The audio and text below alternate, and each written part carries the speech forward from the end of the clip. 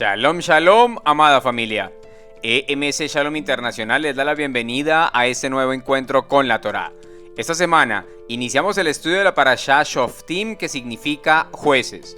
Hoy estudiaremos la primera alía en el libro de Devarim, Deuteronomio en español, capítulo 16, versículo 18 al capítulo 17, versículo 13. Antes de iniciar este precioso estudio, realizaremos la bendición al Eterno por la lectura de la Torá. Baruch ata Adonai Eloheinu melech haolam, asher bahar banu mikol amin benatan lanu et torato. Baruch ata Adonai noten a Torá. Amén. Iniciamos en el capítulo 16, versículo 18. Nombrarás magistrados y oficiales para tus tribus, en todas tus poblaciones que Yahvé tu Elohim te está dando, y que gobiernen al pueblo con la debida justicia. Yahvé ordena establecer dos tipos de personas especiales, magistrados y oficiales. La palabra hebrea para magistrados es shafat, del Strong número 8199, que significa causa, contender, defender, gobernar, juez, juicio o litigar. Mientras que la palabra usada para oficiales es shoter, del Strong número 7860, que significa gobernador, oficial o principal. Esto quiere decir que, al establecer dos tipos de funcionarios, estaba mostrando la configuración de un poder legislativo y un poder ejecutivo, distribuidos en toda la tierra de Israel. De esta forma, cada grupo de personas tendría estos oficiales que harían juicio sobre ellos. La función principal de estos dos grupos era hacer valer la Torá en el pueblo. Esto nos enseña dos cosas. Primero, solo tiene autoridad de juzgar aquel al que se le ha dado esa misión. Segundo, los jueces establecidos por Yahvé deben ejercer su función con toda justicia. La palabra justicia en hebreo es tzedek, del Strong número 6664, que significa derecho, equidad, honradez, justicia, con justicia, justo o rectitud.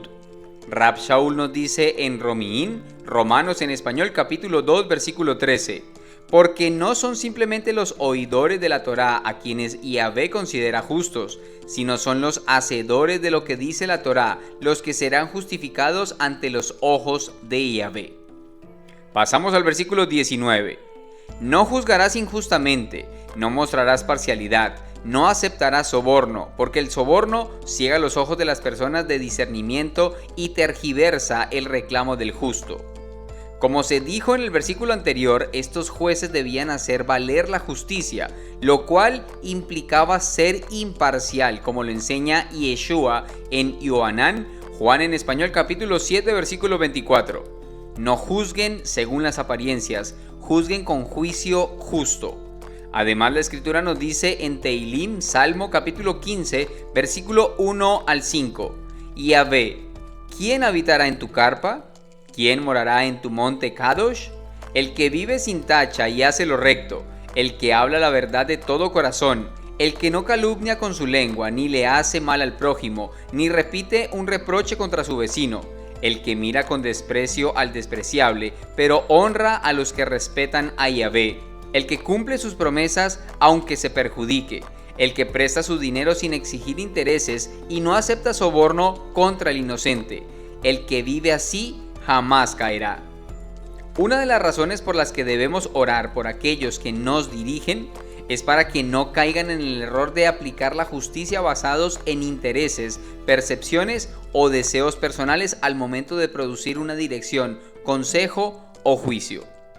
Los versículos 21 y 22 dicen así: no pongas un árbol ritual, de ninguna clase de árbol, junto al altar que hagas para Yahvé tu Elohim, ni erijas una columna de piedra, porque Yahvé tu Elohim detesta esas cosas. Una de las costumbres de culto pagano correspondía a erigir cultos fálicos, como obeliscos o columnas de piedra, o hacer cultos bajo un pino u otros árboles frondosos. Esta conducta Yahvé la prohíbe a su pueblo. Es esto precisamente el error de la religión tradicional hoy día, ya que han tomado todas estas costumbres paganas y las han usado como instrumento para evangelizar y de esta manera seguir practicándolas. es una abominación, una afrenta al Altísimo. Por eso es muy importante sacar de nuestras vidas todo vestigio de paganismo y de costumbre que nuestro Elohim detesta. Entramos al capítulo 17, versículo 1. No sacrifiques para Yahvé tu Elohim un toro o una oveja que tenga algún defecto de naturaleza seria, porque eso es aborrecible para Yahvé tu Elohim.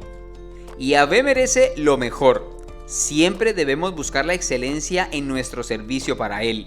Llevar a cabo un servicio y o adoración mediocre es considerado por Elohim como una ofensa y algo abominable. Versículos 2 al 5. Si se encuentra en tu medio, en una de tus poblaciones que Yahvé tu Elohim te está dando, un hombre o una mujer que haya hecho lo que desagrada a Yahvé y haya transgredido su alianza volviéndose a servir a otras deidades y postrándose ante ellas, ante el sol o la luna o ante cualquiera de la hueste celestial, algo que yo nunca mandé y te han informado o llegas a enterarte, entonces debes hacer una investigación cabal. Si resulta verdad, si se establece el hecho que se cometió un acto aborrecible en Israel, debes sacar al lugar público a ese hombre o esa mujer que realizó este acto perverso y apedrearlo, sea hombre o mujer, hasta que muera. La idolatría es la principal fuente o raíz de los demás pecados, puesto que es considerado en su esencia como adulterio espiritual. Este acto va en contra del primer y más importante principio de la Torá, descrito en Devarim capítulo 6, versículos 4 y 5. Shema Israel, Adonai Eloheinu, Adonai Echad. Escucha Israel, Yahvé nuestro Elohim, Yahvé uno es. Amarás a Yahvé tu Elohim con todo tu corazón, con todo tu ser y con todos tus recursos. En este pasaje de la Aliyá se nos dan 4 pautas importantes para tener en cuenta.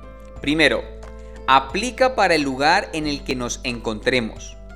Es decir, el lugar en el cual Yahvé nos ha dado autoridad, ya sea nuestra casa, nuestra congregación, para el caso de los líderes y pastores, es necesario entender que se habla tanto para el natural como para el extranjero que viva en Israel. Segundo, cualquier forma de idolatría se basa en la adoración al sol, la luna y demás creaciones. Esta es una práctica que Elohim condena. Es importante y necesario entender que todas las religiones paganas tienen su origen en Babel. Este tipo de adoración se evidencia de muchas maneras. Una de las más ensalzadas y erróneas es la de decir que Elohim cambió el día de adoración del Shabbat establecido desde la creación para el domingo, día del sol, haciendo en contravía a lo que él había ordenado, ya que dice el versículo algo que yo nunca mandé. Dice el comentario de Sforno en el Humash. Este término desmiente una noción comúnmente invocada por los idólatras, en el sentido de que los cuerpos celestes poseen poderes independientes, puesto que Dios les ordenó que tengan dominio en ciertas áreas como la fertilidad, las lluvias, la salud, entre otras cosas. Como respuesta a tales creencias erróneas, Dios dice que no les ha ordenado semejantes encomiendas en lo absoluto. Más bien, Él creó ciertas fuerzas espirituales y naturales para que desempeñen funciones particulares, mas estas no tienen ni la libertad ni el poder para elegir un curso de acción determinado. Comentario tomado del libro de Devarim, Deuteronomio capítulo 17, versículo 3, Humash, página 1092. Tercero, se debe verificar la veracidad del hecho. Esto es determinar la culpabilidad o la inocencia del acusado. A esto se le llama hacer juicio justo. Cuarto, se debe extirpar de raíz el mal de entre el pueblo. Una vez probada la culpabilidad del acusado, se debe ejecutar juicio contra él. Tolerar el pecado significa hacerse partícipe de él. De esta manera se nos demandará por esto. Debemos ser fieles a Elohim y exterminar el pecado de cada área de nuestras vidas, así como de las personas que puso a nuestro cargo. Los versículos 6 y 7 dicen así: a una persona se le dará muerte únicamente por el testimonio de 2 o más testigos. No se le debe dar muerte por el testimonio de un solo testigo. Que las manos de los testigos sean las primeras contra él para darle muerte y después las manos del resto del pueblo. Así eliminarás el mal de tu medio.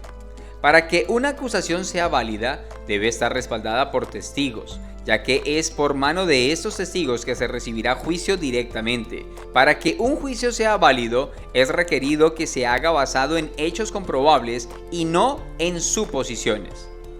Versículos del 8 al 10. Si un caso te resulta muy confuso para decidirlo, sea una controversia sobre homicidio, ley civil o asalto, asunto de litigio en tus cortes, dirígete prontamente al lugar que Yahvé tu Elohim haya escogido y comparece ante los sacerdotes levíticos o ante el juez a cargo en ese momento y preséntale tu problema. Cuando ellos te anuncien el veredicto en el caso, tú llevarás el veredicto que se te anuncie en ese lugar que escoja Yahvé, observando cuidadosamente todas las instrucciones que se te den. Estos versículos nos enseñan un principio muy importante a la hora de ejecutar juicio sobre alguien o acerca de alguna situación, y es a no hacerlo a la ligera. Si la situación le es complicada al juez, entonces apelará a un grupo de jueces establecidos por Yahvé. La escritura nos dice en Mishle, Proverbios capítulo 11 versículo 14, sin dirección la nación fracasa. El éxito depende de los muchos consejeros. Entramos al versículo 12. Si un hombre actúa presuntuosamente y desatiende al sacerdote encargado de servir allí a Yahvé tu Elohim o al juez, ese hombre debe morir. Así eliminarás el mal de Israel. Desobedecer a las autoridades impuestas por Yahvé es desobedecer a Yahvé mismo. La rebeldía es pecado y la paga del pecado es la muerte. Versículo 13. Todo el pueblo oirá y tendrá temor y no actuará presuntuosamente otra vez. El juicio tiene dos objetivos principales. Primero, castigar al pecador. Segundo, que sirva de ejemplo a los demás para alertarlos y advertirlos de no cometer un pecado similar porque acarreará las mismas consecuencias. La escritura nos dice en Hebreos capítulo 13 versículo 17, obedezcan a los dirigentes y sométanse a ellos, porque ellos se mantienen vigilando sobre sus vidas como personas que tendrán que rendir cuentas. Así que hagan esta tarea alegremente por ellos sin ninguna murmuración, porque esto no es provechoso. Deseamos que este estudio llene su corazón y traiga un mayor entendimiento de la palabra de nuestro Creador. Que nuestra semana esté iluminada por la luz de la Torá y por el Ruach de nuestro Mesías Yeshua en todo lo que hagamos. Amén y amén. Shavua Tov, familia.